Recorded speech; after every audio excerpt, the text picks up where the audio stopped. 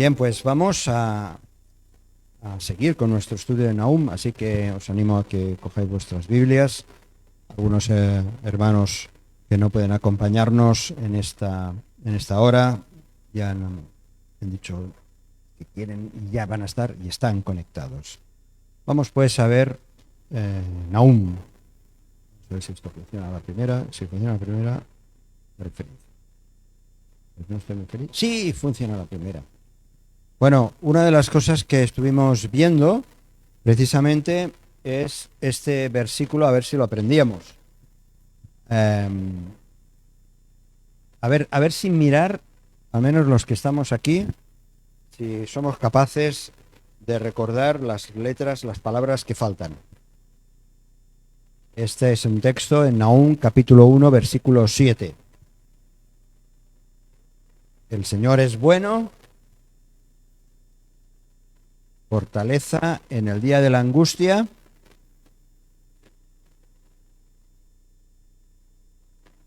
Confían.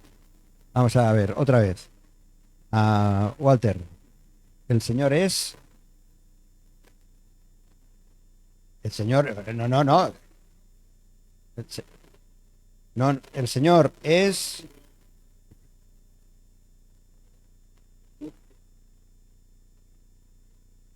Tres palabras solo, que hay que aprenderse. El Señor es bueno, fortaleza en el día de la angustia y conoce a los que en Él confían. Sí que es cuestión de confiar en el Señor, porque seguro que problemas tenemos y vamos a tener a lo largo de la vida, pero sabemos que Él es bueno, el Señor es bueno. Así que en Él podemos tener consuelo y dirección. El domingo pasado se nos estaba exhortando a disfrutar, a participar de ese consuelo que viene de parte del Señor. Bien, pues vamos a seguir con Nahum y os voy a pedir, como siempre, colaboración en lecturas. En primer lugar, el título, voy a echar marcha atrás, si veis el título de hoy, es La justicia injusta. Título genérico, por cierto, eso, donde hay un 2 tendría que ser un 3. El título genérico de la serie es Nahum, Esperanza para una visión contemporánea, pero el título para hoy, el tema de hoy es La justicia injusta. Vamos a hablar pues un poco de justicia y vamos a ver que, por un lado, la justicia de Dios, por otro lado, la justicia de los hombres. Desde luego, cada vez que tenemos noticias de una desgracia, cada vez que tenemos noticia de una desgracia, sea a título personal o a título mundial, cuando hay catástrofes, cuando hay guerras, cuando hay hambruna, muchas veces nos rebelamos, ¿verdad? Diciendo que no es justo. No es justo, además que siempre parece que le cae la desgracia sobre los mismos, ¿no? Y nosotros sentimos que no es justo que padezca la gente, y llegamos incluso a pensar, por lo menos otros lo piensan, que Dios no es justo, ¿verdad? Es curioso porque incluso aquellos que no aceptan al Señor, que no aceptan a Dios, incluso hablan de Él como que alguien que es injusto. Claro que sí. Nos pasa también, nos ha pasado, y a veces incluso en el fondo, y no nos atrevemos a afirmar que Dios es injusto, porque en realidad sabemos que Dios es justo. El libro de Nahum nos muestra ese lado justiciero de Dios. Por eso, y además de un Dios implacable. Vamos a leer de nuevo, otra vez, los versículos del 2 al 8 del capítulo 1. Y sí que pido vuestra ayuda. ¿Quién lo tiene? ¿Tú tienes? Vamos a leer 2 versículos cada uno, por favor. Jehová es Dios, celoso y vengador. Jehová es vengador y lleno de indignación. Se venga de sus adversarios y guarda enojo para sus enemigos. Jehová es tardo para la ira y grande en poder, y no tendrá que inocente al culpable. Jehová marcha en la tempestad y el torbellino, y las nubes son el polvo de sus pies. Él amenaza al mar y lo hace secar y agota todos los ríos. Basán y el Carmel languidecen y la flor del Líbano se marchita. Nahum 1, ahora el versículo 5. Capítulo 1, versículo 5. Los montes tiemblan delante de él y los collados se derriten. La tierra se agita a su presencia y el mundo y todos los que en él habitan.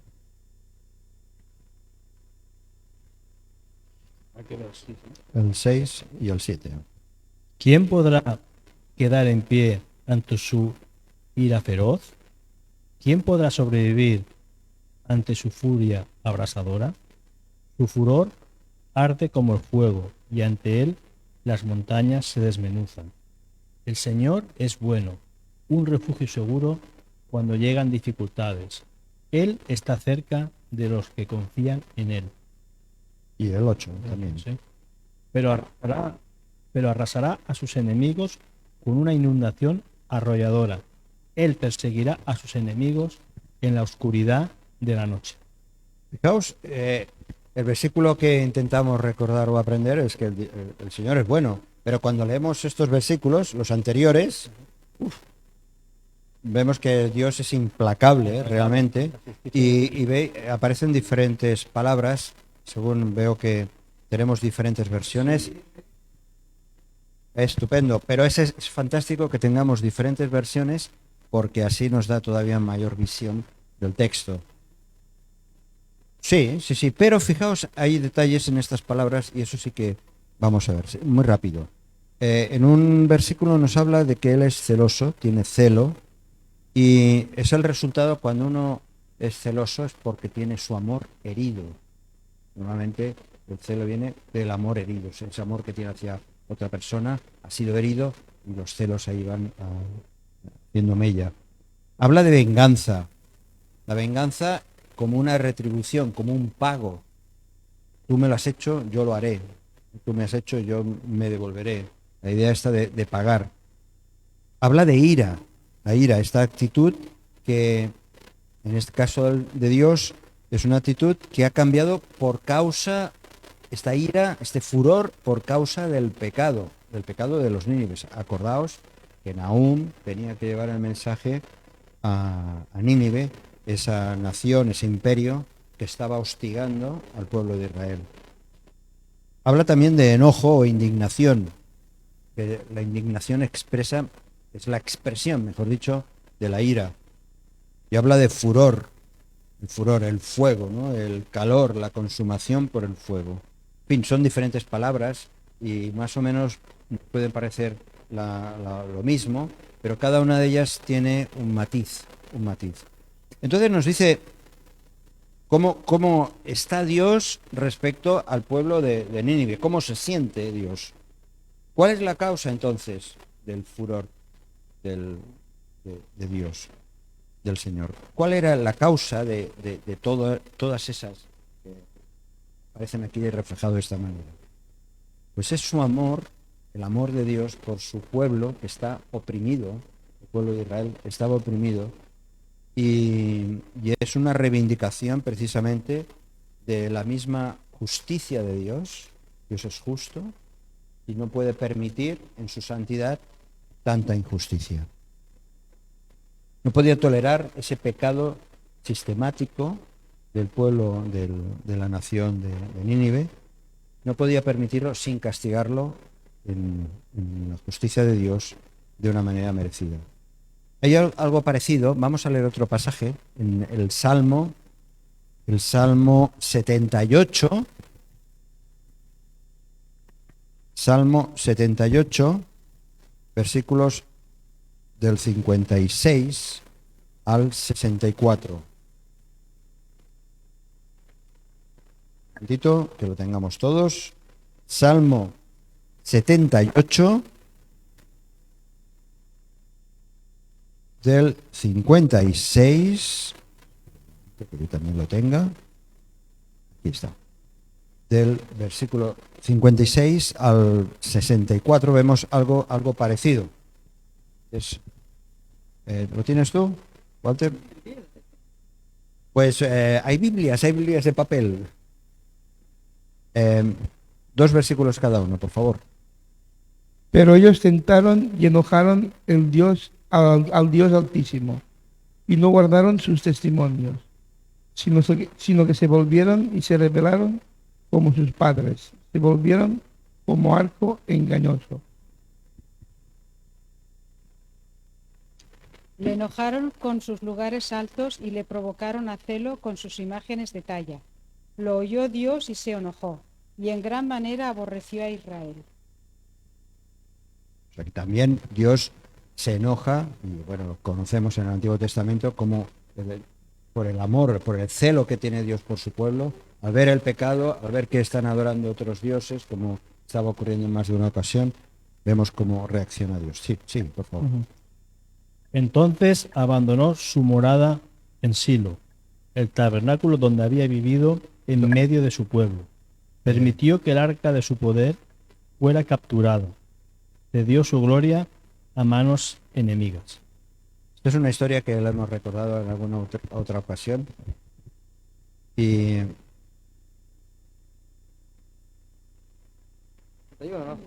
sí, 62, sí. Lee hasta el 64, por favor. Ya. Entregó también su pueblo a la espada y se irritó contra su heredad. El fuego devoró a sus jóvenes y sus vírgenes no fueron loadas en cantos nupciales. Sus sacerdotes cayeron a espada y sus viudas no hicieron lamentación. Entonces despertó el Señor como quien duerme, como un valiente que grita excitado del vino.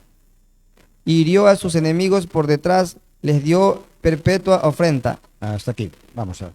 Solamente es un ejemplo más de cómo el Señor reacciona precisamente ante el pecado y en este caso sí vemos a un Dios justiciero. Pero esa misma ira viene precisamente del amor, del amor. No podemos creer en el amor de Dios sin creer también en la ira de Dios. Y muchas veces presentamos a un Dios como muy edulcorado, ¿no? Muy ñoño, todo es amor. Bueno, si fuera así, precisamente hay ese otro aspecto de que nuestro pecado, como vamos a ver después, Dios no lo puede tolerar. Hay amor, pero también hay justicia. Y dice el versículo 6 que hemos leído, volvemos a Nahum. De Nahum no quitéis el dedo, aunque no iremos avanzando más esta tarde. Pero dice el versículo 6 que nada ni nadie puede enfrentarse a su ira. Dice, ¿quién podrá enfrentarse a su indignación? Como lo dicen otros, tenéis otras versiones. A ver, repite. ¿Quién podrá quedar en pie ante su ira feroz? ¿Quién podrá sobrevivir ante su furia abrasadora? Una pregunta realmente contundente. ¿Os acordáis en Hebreos hay un pasaje que dice que nuestro Dios es fuego consumador? Hebreos capítulo 12, versículo 29.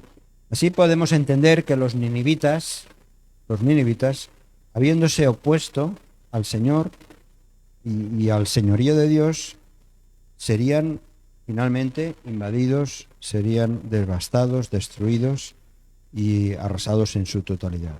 Entonces, claro, uno se pregunta, ¿esto es una justicia injusta? ¿Es una justicia injusta? Vamos a trasladar esto un poco a nuestra propia experiencia. Matar, esto lo hemos leído,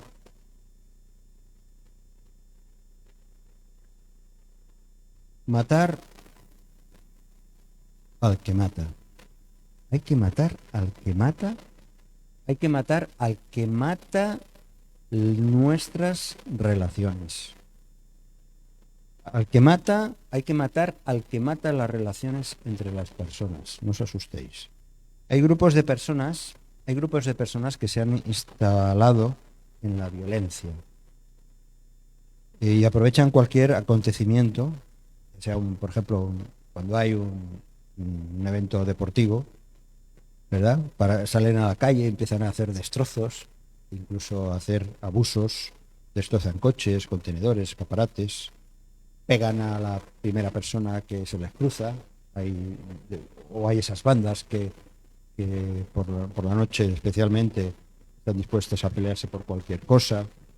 Si pensamos en los brotes racistas y xenófobos que hay, hace un tiempo recordaba de una situación que lo vimos por televisión y en las redes, de una muchacha en el metro, creo que era, una muchacha latina, y de pronto, sin mediar palabra, un joven empezó a insultarla y darle patadas.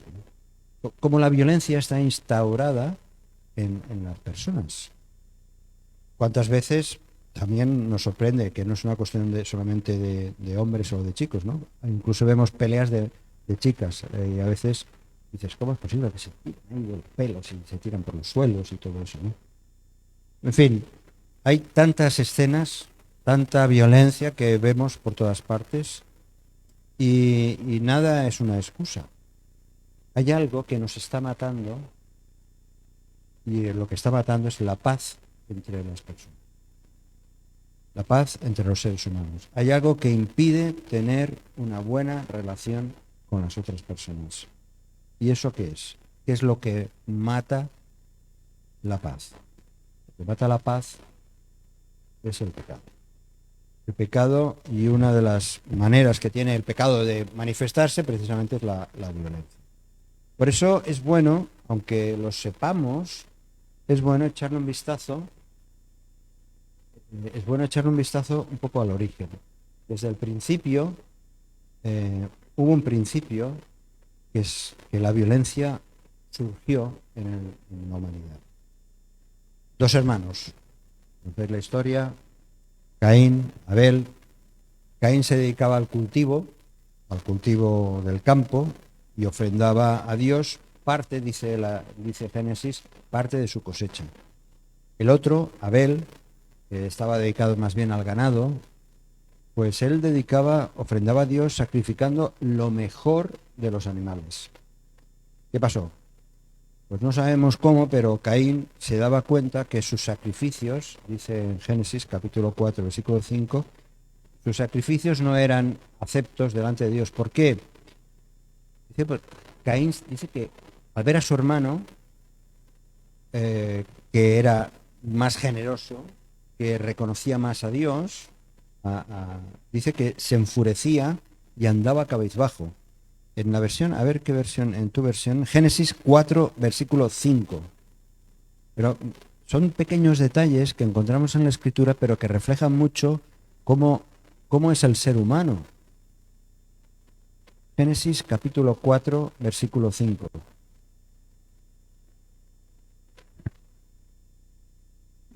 ¿Qué dice? 4, 5. Pero no aceptó a Caín ni a su ofrenda. Esto hizo que Caín se enojara mucho y se veía decaído. Fijaos en el detalle, ¿eh? Se enfadaba, se enfurecía, depende de la versión, y andaba cabizbajo, o como dice aquí, y andaba. A ver, no aceptó a Caín ni a su ofrenda. Esto hizo que Caín se enojara mucho y se veía decaído. Se veía decaído. Es que somos un espejo de nuestro interior. Y cuando estamos haciendo algo fuera, o algo fuera de lo que a Dios le agrada, cuando nuestra conducta refleja que hay suciedad en nuestro corazón, cuando se haces las cosas sin pasión, sin agradecimiento, nos volvemos huraños, nos enojamos, nos molestamos con los demás o con nosotros mismos. Caín se enfurecía al ver a su hermano, y si hubo envidia y celos en Caín, la culpa no era de Abel. La culpa no la tenía Abel.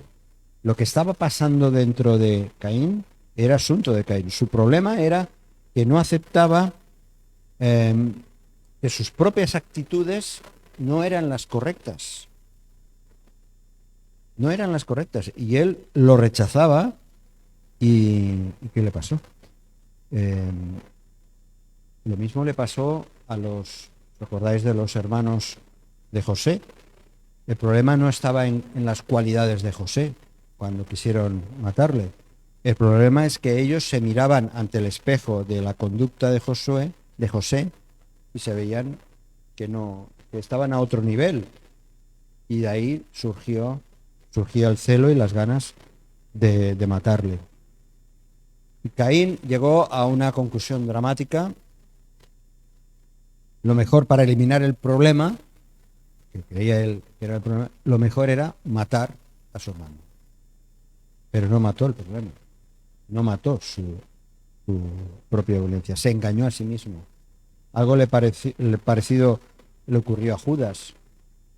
Conocemos bien en la historia. En lugar de arrepentirse de corazón, aunque fue a devolver las monedas, ¿verdad?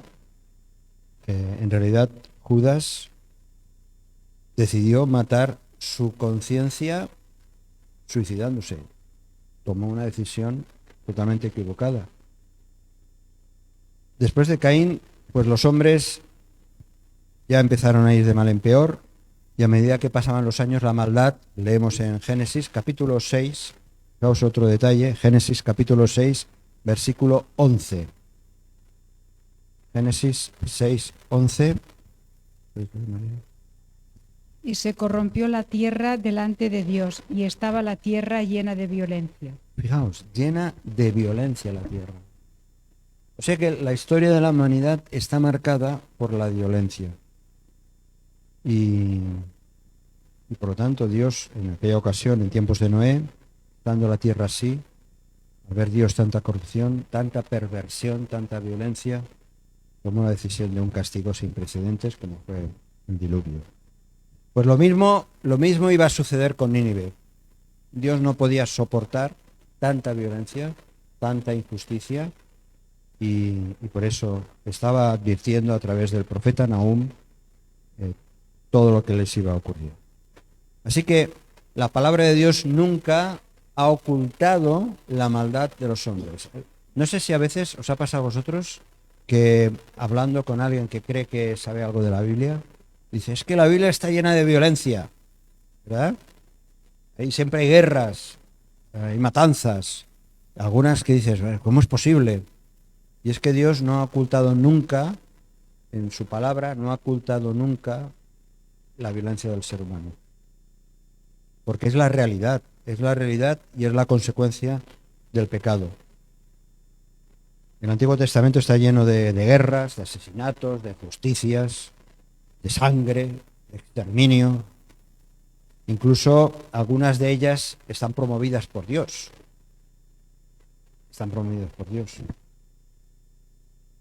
Los cristianos, claro, eso forma parte de una historia, de un pasado, pero los cristianos también somos víctimas de la violencia. Y esto también nos sorprende.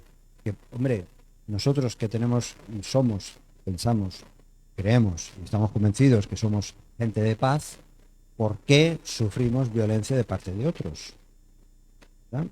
Y nos sorprende muchas veces, a veces nos llegan noticias tremendas, ¿no? Que ha entrado alguien en una escuela cristiana o en una iglesia disparando y matando a gente que está adorando a Dios. O quien dice, no solo es en Estados Unidos, puede ser en África o en cualquier otra parte del mundo. O cuántas veces, como escuchamos, ¿no? Historias el domingo, estábamos escuchando el origen de la canción He decidido seguir a Cristo, ¿no? Cómo el cristiano sufre violencia, sufrimos violencia.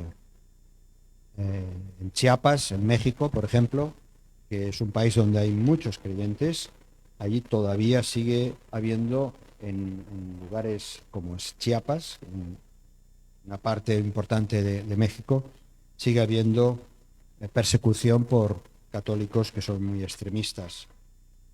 Así que hay misioneros cristianos en todas partes que experimentan realmente el dolor y la violencia de los otros, y a veces nos preguntamos cómo es posible. ¿Cuántos cristianos experimentan también este salmo, el 119, 134? Cuando experimentamos esa violencia, le pedimos al Señor, Señor, líbrame de eso, líbrame de tanta violencia. Salmo 119, 134, por favor. 119, 134. Es una expresión que todos y cada uno de nosotros más de una vez la hemos hecho. Como escoria hiciste consumir a todos los limpios de la tierra. Por tanto, yo he llamado tus testimonios. Mi carne se ha entremecido por temor de ti. Y de tus juicios. No. 130, versículo 134. Versículo 130.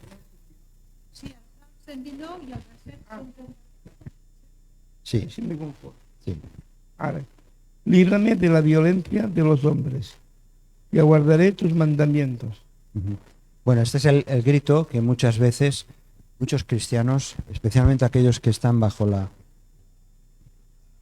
violencia de otros, dicen al Señor, Señor, líbrame de tanta opresión, líbrame de tanta violencia que me viene de parte de fuera, ¿no? Hay otro salmo, el 54:3, dice, gente extraña me ataca, tratan de matarme los violentos, gente que no tiene en cuenta a Dios. Así que el cristiano también experimentamos violencia.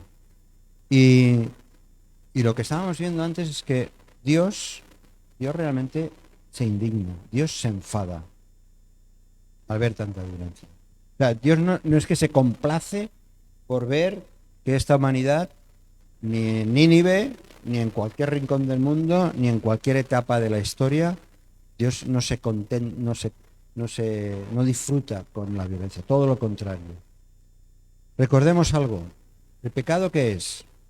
El pecado es hacer lo bueno, dice Santiago, el que sabe hacer lo bueno y no lo hace, Hacer o pensar aquello que sabes que no está bien, sin embargo lo haces. Y hay una cosa importante que a veces, yo creo que cuando hablamos entre nosotros, muchas veces hacemos una lista de pecados, ¿no? Y sobre todo aquellos que procedemos de una fe católica, donde hay una lista larga de pecados. No se trata de una lista de pecados. Se trata de entender bien que lo que realmente existe es el pecado. Es el pecado que hace que caminemos en dirección contraria a la voluntad de Dios. Se trata, pues, de una naturaleza que Dios no puede aceptar. ¿Por qué? Porque Dios es santo. ¿Dios es violento? Dios no es violento. Dios es santo. Y en el pasado, antes de la llegada de Jesucristo, Dios tenía la manera de tratar a las personas para que no llegasen a ser peor de lo que podrían haber sido. Por eso, la pregunta que hemos leído antes en Nahum, capítulo 1:6, ¿quién podrá enfrentarse a su indignación? Dios no permite, no quiere que eso ocurra. Y por eso Dios se indigna, se enfada, por así decirlo. Se indigna con las consecuencias del pecado. Y aquí el pecado que lleva incluso a destruir a las propio prójimo, ¿no? A las propias personas que pueden estar a tu alrededor. Dios no puede estar feliz por esto. Todo lo contrario. Y yo creo que aquí siempre lo he comentado, ¿no? Que cualquiera de nosotros no solo podemos, sino que nos debemos indignar ante la injusticia. La indignación no es en sí pecado cuando tú estás reivindicando justicia. Y aquello que es bueno, aquello que es de bendición y de beneficio a las personas, y ves que no está sucediendo por culpa de, yo qué sé, acciones políticas, leyes o lo que sea, nos puede llevar a la indignación. El Señor Jesús se indignó muchas veces. Cuando veía a los fariseos, ¿verdad? Cuando veía a los religiosos de su nación, cómo abusaban de la gente. y les llamaba, no los ponía, no le decía bonitos, le llamaba hipócritas, sepulcros blanqueados, y el Señor se indignaba, el Señor Jesús. Y se indignaba con aquellos comerciantes que estaban en el templo de Dios haciendo negocios en lugar de estar ayudando a la gente a que adorase a Dios. La indignación es buena y necesaria cuando hay una causa verdaderamente justa, cuando hay una causa justa. Y Dios no va a tolerar el pecado. Juzgará, dice el texto, Romanos capítulo 2, versículos del 6 al 11. Romanos capítulo 2, versículos del 6 al 11. Lo leemos pues, también dos versículos. ¿Lo tenéis?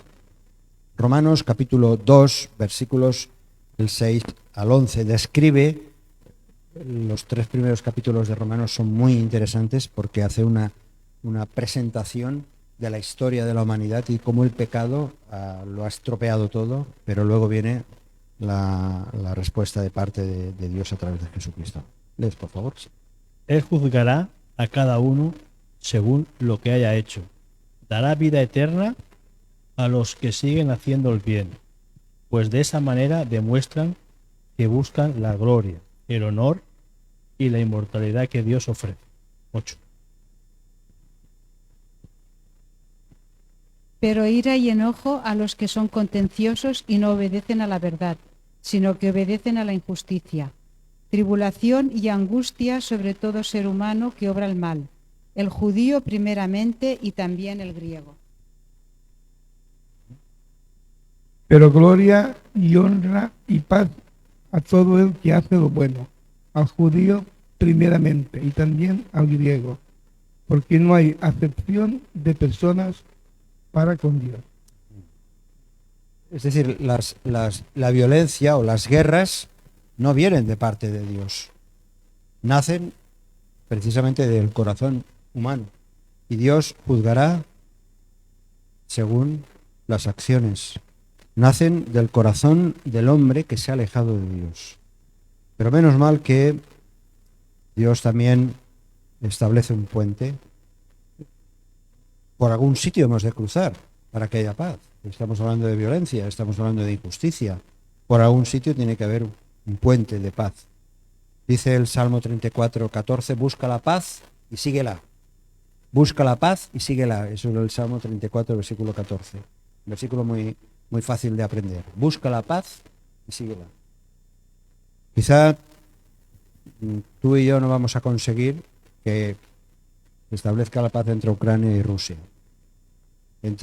No podemos conseguir que haya paz a lo mejor en un hogar donde la gente se está peleando siempre.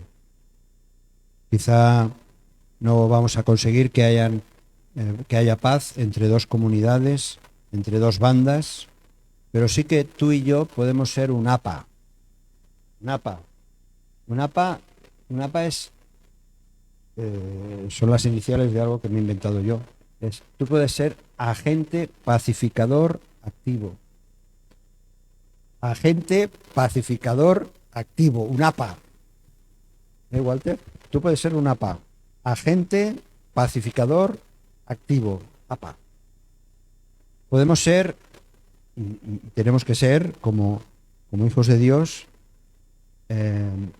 personas que, influencers, ahora se utiliza mucho esa palabra inglesa, influenciadores para que otras personas experimenten la paz. Allá donde hay violencia, allá en nuestro entorno, allá en nuestras relaciones personales, ser pacificadores. Ser pacificadores. Jesucristo mató la violencia con el amor. La violencia que le estaban infringiendo a él, la violencia que formaba parte de un estado, de un sistema, Jesucristo mató, en un sentido, la violencia con el amor y trajo la paz al corazón del hombre. Gracias a ese, entre comillas, asesinato, trajo la paz al corazón del hombre. El apóstol Pablo hace una descripción fantástica en Romanos capítulo 5, versículo 20. Es un versículo muy, muy conocido que dice, de alguna manera viene a reflejar esto que estoy comentando. Romanos capítulo 5, versículo 20, y en la segunda parte del versículo, pero bueno, se puede leer todo el versículo. ¿Ves? ¿Qué pasó? La ley de Dios fue entregada para que toda la gente se diera cuenta de la magnitud de su pecado. Pero mientras más pecaba la gente, más abundaba la gracia maravillosa de Dios.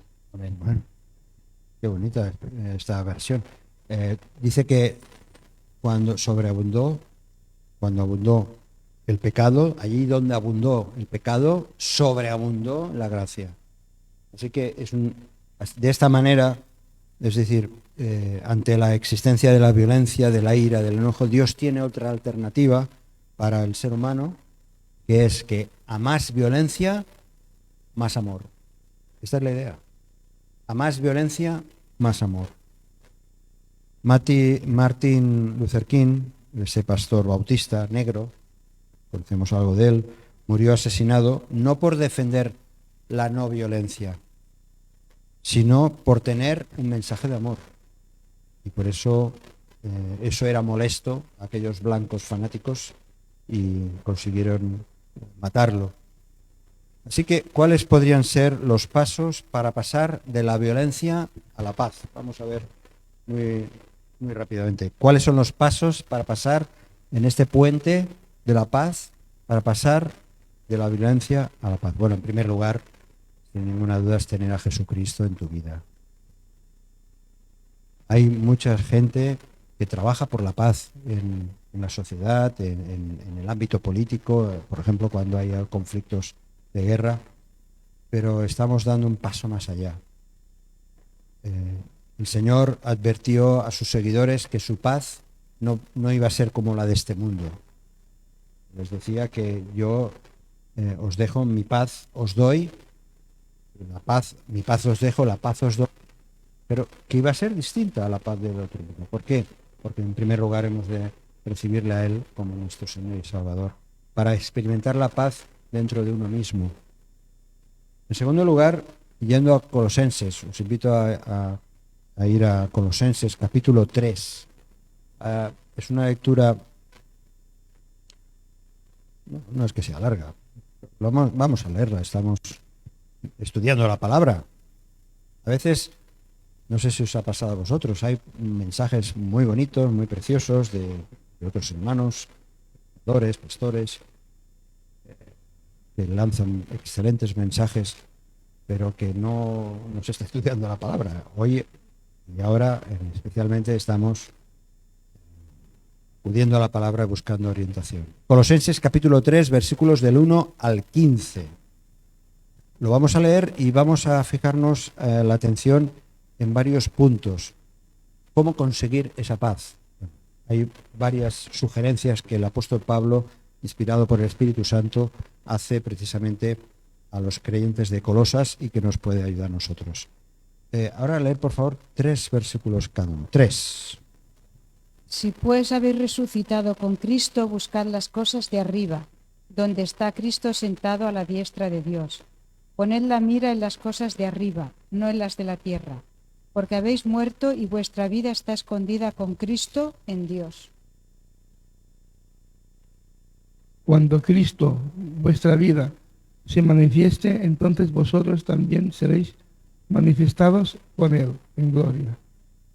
Haced morir, pues, lo terrenal en vosotros: fornicación, impureza, pasiones desordenadas, malos deseos y avaricia, que es idolatría, cosas por las cuales la ira de Dios viene sobre los hijos de desobediencia.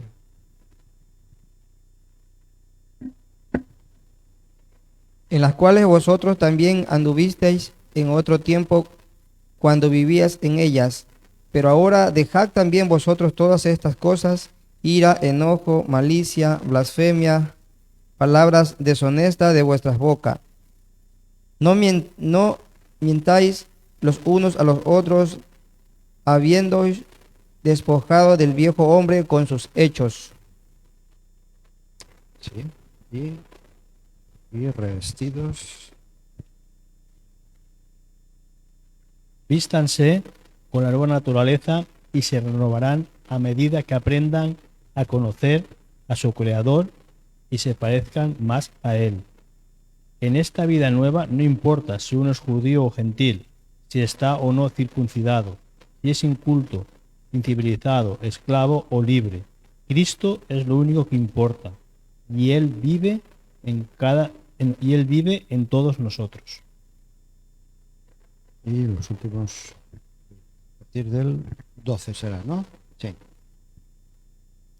Vestíos pues como escogidos de Dios, santos y amados, de entrañable, de benignidad, de humildad, de mansedumbre, de longanimidad, soportándoos unos a otros y perdonándoos unos a otros si alguno tiene queja contra otro. De la manera que Cristo os perdonó, así también hacedlo vosotros. Y sobre todas estas cosas vestíos de amor, que es el vínculo de la perfección. Y la paz de Dios gobierne en vuestros corazones, a la que asimismo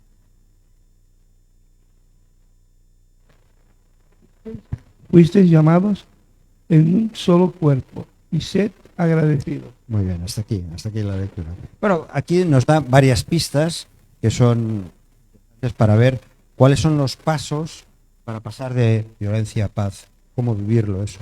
Primero, el versículo 2 nos habla de concentrar nuestra atención, versículo 2, en las cosas de arriba, en lo que tiene que ver con el reino de Dios, en lo que de Dios procede.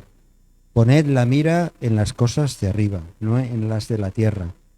Otro paso, otro concepto es, dice, versículo 5, haced morir, matar, ¿vale?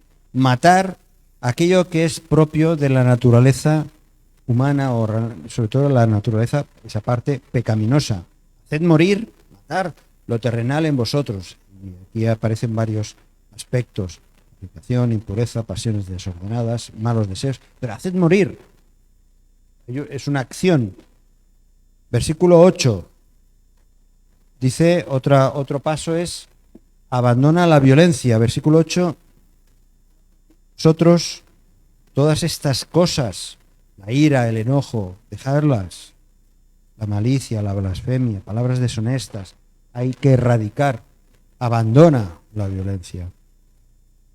Una cosa que nos cuesta muchísimo. No mintáis los unos a los otros. Está escribiendo a cristianos, ¿eh? Está escribiendo a los colosenses, que eran la iglesia de Colosas. No os mintáis los unos a los otros. ¿Por qué? Porque ya estáis despojados de ese viejo hombre con sus hechos. Otro aspecto, versículos del 12 al 14, vestirse de amor. Vestíos como escogidos de Dios, santos, amados, de entrañable misericordia, de benignidad, de humildad, de mansedumbre, soportándoos, perdonándoos. Muchas cosas, ¿no? Versículo 15. Dejad que la paz de Cristo gobierne vuestra vida. La paz de Dios gobierne en vuestros corazones. Así que hay un plan alternativo para nosotros, para el creyente, es el plan alternativo de la paz. Dios va a traer paz a aquel que en él confía. Dice Isaías 26:3, tú guardarás en completa paz a aquel cuyo pensamiento en ti persevera, porque en ti ha confiado. Tú guardarás en completa paz a aquel cuyo pensamiento en ti persevera. Cuando nuestros pensamientos están puestos en el Señor, no hay rincones de violencia. Y si hay que pasar la aspiradora. Hay que pasar la aspiradora en la que Dios vaya trabajando en nuestra vida, para que no haya ninguna actitud violenta. Vamos pues, acabando con la última parte. Hoy es un poquito más largo, pero la verdadera justicia entonces. Hay Ahí realmente hemos empezado hablando de la justicia injusta, viendo un poco lo que Dios, cómo no tolera el pecado, cómo Dios actuaba en el pasado de una manera bien determinante. Realmente hay una lucha entre lo que Dios nos pide y lo que nuestro intelecto nos dice. La verdadera justicia existe, y vamos a ver si podemos pensar un momentito en este concepto. Mirar, existe la convicción en el hombre natural, es decir, el que no ha, esa parte nuestra en la que antes no creías en él, el hombre no espiritual. Existe en todo ser humano el código del bien y del mal. Existe en nuestros genes el concepto de lo que está bien y de lo que está mal. Y eso es perfecto, ¿no? Y pueden personas que no son creyentes, que no son cristianas, entienden bien lo que es justo y lo que es injusto, ¿verdad? Eso todo el mundo está en toda la humanidad. Y en general se esfuerzan, gracias a la influencia del cristianismo, también hay que decirlo, se esfuerza a la gente a defender, por ejemplo, los derechos humanos. Sabéis que hay una declaración de la ONU donde se habla acerca de los derechos humanos y de los derechos de la infancia, y todo eso es bueno y buenísimo. Las leyes, que a veces nos gusten o no nos gusten tanto, pero las leyes pretenden que haya justicia.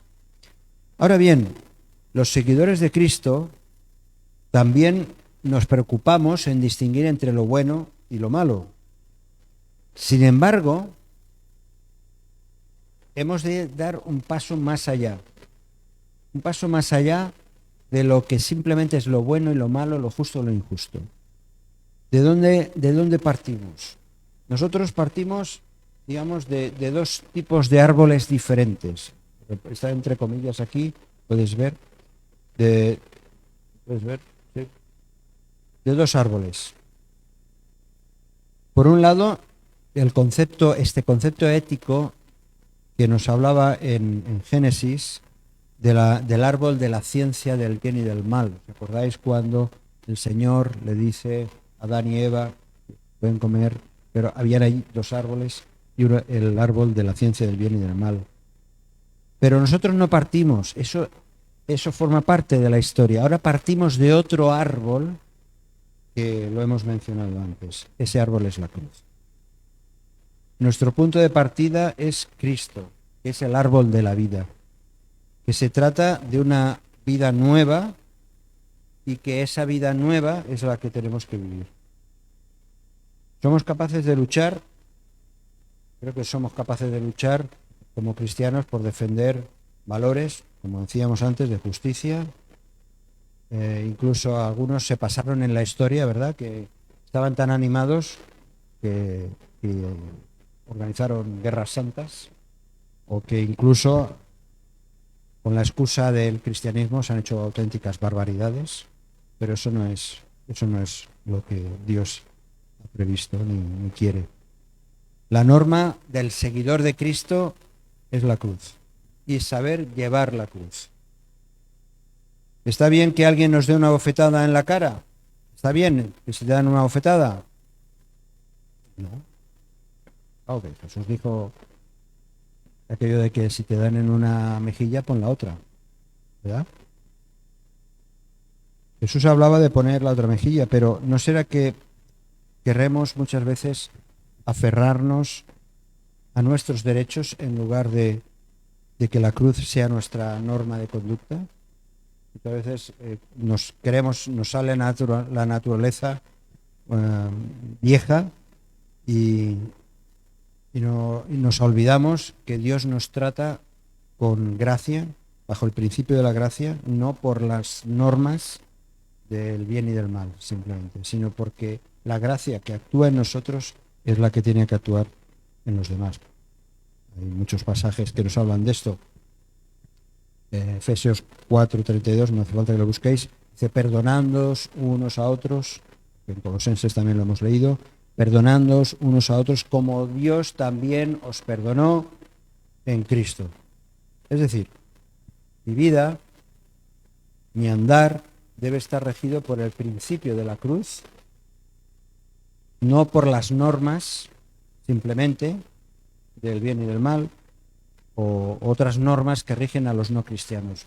Nuestra norma principal y única es la cruz de Cristo. Hay una historia que he contado una otra vez. Había un campesino que tenía un arrozal, de esos arrozales que están en la ladera de una montaña. Habéis visto, o hay arrozales y otro tipo de cultivos, ¿no? Y en tiempo de sequía, este hombre, que era cristiano, este campesino, hacía subir el agua pedaleando con una bomba, lo subía hasta arriba, del agua estaba abajo, lo subía a su rado o terraza de cultivo, y por la noche resulta que el vecino de la parte de abajo, del que estaba abajo, agujereaba del campo donde había subido el agua el cristiano, agujereaba y entonces le bajaba el agua a su campo, el campo del vecino, ¿no?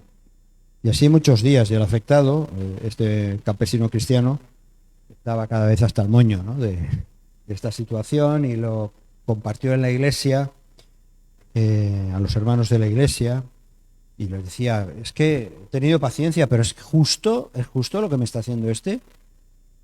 Y un hermano le dijo, si solamente pensamos en lo que es justo, pobre de nosotros. Tenemos que hacer algo más de lo que es justo. Y eso le impresionó a aquel cristiano, aquel campesino. Dice que a la mañana siguiente bombeó el agua para el vecino. Y luego para su campo. No era para que no le quitase el agua, sino como una demostración de que puedo dar un paso más allá de lo que a lo mejor yo pienso que es lo justo o defiendo unos derechos. Dice la historia que eso afectó tanto a la vida propia del cristiano como al vecino. Y cuenta la historia que ese vecino luego también se entregó al Señor. No lo sé, pero la cuestión es, siempre podemos dar un paso más allá de lo que es justo, de lo que simplemente es bueno, y mostrar que ante cualquier acto de violencia podemos sembrar paz y amor. Así que no te apoyes en tus derechos. La norma de nuestra vida es ser semejante a Cristo. Solo tenemos que dar. Hay muchos que piensan, es que yo me lo merezco todo, es que yo puedo pedir porque me lo merezco. Pero esa no es la norma del Señor. Cuando Jesucristo murió en la cruz, no estaba reclamando unos derechos, no estaba reclamando, lo que estaba precisamente a través de su gracia, llevándole a la cruz, entregarse, darse. Y eso nos corresponde a nosotros. Entonces, ¿cómo podemos conseguir esta victoria? Dice Efesios 3:20, y aquel que es poderoso para hacer todas las cosas mucho más abundantemente de lo que pedimos o entendemos, según el poder que actúa en nosotros, según el poder que actúa en nosotros. Porque Dios está trabajando en nuestra vida y lo que Dios quiere es que le sirvamos y que hagamos buenas obras. Dice Efesios capítulo 2, versículo 10. Efesios 2:10, ¿qué dice? ¿Podéis leer, por favor? Quien lo tenga antes, que me lo diga. Efesios 2:10. Espera un momentito, que lo tenemos más. Efesios 2:10.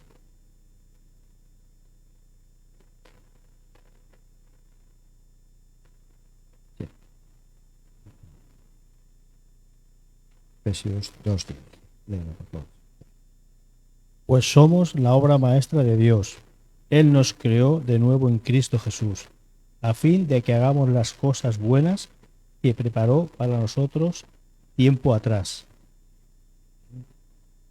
En la otra, en versión Reina Valera, dice, creados en Cristo Jesús para buenas obras. Y Dios preparó de antemano estas buenas obras, ¿para qué? Walter, ¿para qué anduviésemos? Para que andemos en ellas. Dios ha preparado buenas obras para que andemos en ellas. Bien, así que hay algunas acciones que son ciertamente imposibles de abandonar, nos parece imposible, pero también nos recuerda también en Efesios capítulo 4, 31, que dice: toda amargura, todo enojo, toda ira, todo gritos, toda malicia, todo eso es lo que tenemos que abandonar. Solo Cristo puede hacerlo en nuestra vida.